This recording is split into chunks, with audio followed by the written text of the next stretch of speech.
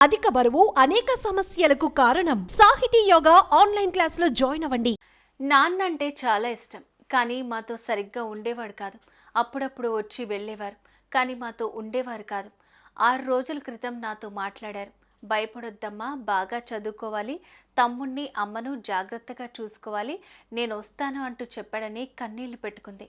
అమాయకపు చూపులతో ఆ చిన్నారి మాట్లాడిన మాటలు అందరి హృదయాలు కలిచివేస్తున్నాయి.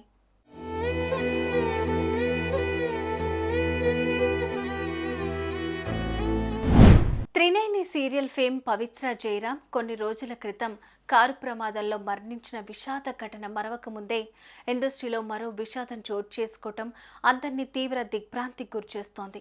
పవిత్ర మరణాన్ని తట్టుకోలేక నటుడు చంద్రకాంత్ శుక్రవారం తన నివాసంలో ఉరివేసుకుని ఆత్మహత్య చేసుకున్న ఘటన తీవ్ర కలకలం రేపింది.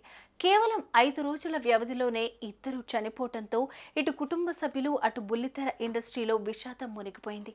ఇక చంద్రకాంత్ కూతురు మాట్లాడిన మాటలు అందరి హృదయాలను కదిలించాయి.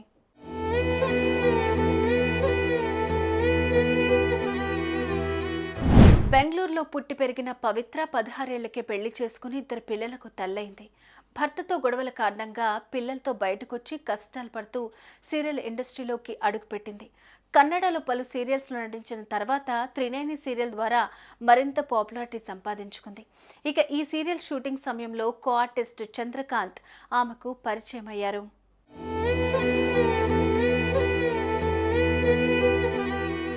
అయితే చంద్రకాంత్కు ఇదివరకే పెళ్లై 2 పిల్లలు కూడా ఉన్నారు. 2004లో శిల్ప అనే అమ్మాయితో ప్రేమలో పడ్డారు చంద్రకాంత్. వీళ్ళిద్దరూ దాదాపు 11 ఏళ్ల పాటు ప్రేమాయణం కొనసాగించి పెద్దల అంగీకారంతో 2015లో గ్రాండ్గా పెళ్లి చేసుకున్నారు. వీరికి ఒక పాప, ఒక బాబు జన్మించారు. ఇక త్రినేని సీరియల్ ద్వారా పవిత్ర జయరాంతో పరిచయం కాస్త ప్రేమకు దారితీసింది. ఫలితంగా చంద్రకాంత్ తన భార్య, పిల్లలకు దూరం పెడుతూ వచ్చాడు.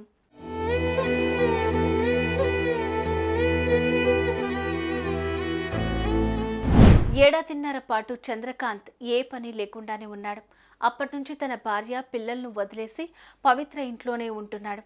నెలల పాటు మొదటి భార్య, పిల్లలను కలవకుండా నిత్యం టార్చర్ చేసేవాడని, అప్పుడప్పుడు తాగొచ్చి తనను కొట్టేవాడని, అంతేకాకుండా పవిత్రతో కలిసి గత 5 ఏళ్లుగా మణికొండలో ఉంటున్నాడని చంద్రకాంత్ ఆమె పిల్లలు తన పిల్లలుగా చూసుకుంటున్నాడని తన భార్య చెప్పింది.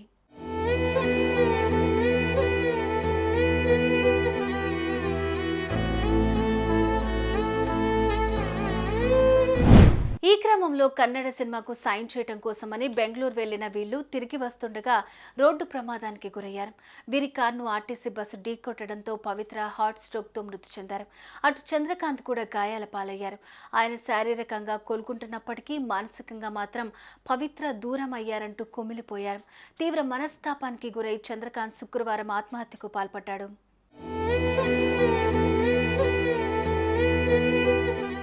ఇక చంద్రకాంత్ మృతితో కుటుంబ సభ్యులు కన్నీరు మున్నీరయ్యారు. ఇప్పటికైనా మారి తమతో కలిసి ఉంటాడనుకుంటే అన్యాయం చేసి వెళ్లిపోయాడు అంటూ చంద్రకాంత్ తల్లి, భార్య గుండెలవిసేలా రోధిస్తున్నారు. పవిత్ర ఉన్నప్పుడు ఎప్పుడూ తమను పట్టించుకోలేదు. ఆమె చనిపోయాక ఆమెతో పాటు వెళ్లిపోయాడు. చనిపోయే ముందు ఒక్కసారి కూడా భార్య, పిల్లలు గుర్తుకు రాలేదా అంటూ బోరున ఏడ్చేశారు.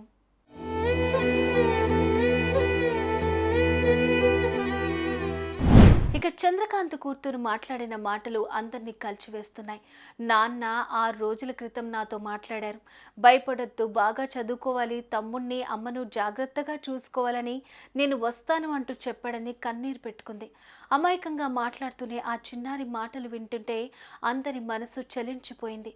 భార్య, పిల్లల కోసం మనసు మార్చుకుని ఎప్పటికైనా తిరిగి వస్తాడని ఎంతో ఆశించామని, తమ ఆశలు అడియాసలయ్యాయని ఆయన కుటుంబ సభ్యులు కన్నీరు మున్నీరయ్యారు. సుమన్ టీవీలో మీ పర్సనల్ అండ్ బిజినెస్ ప్రమోషన్స్ కోసం కింది నెంబర్కి కాంటాక్ట్ చేయండి.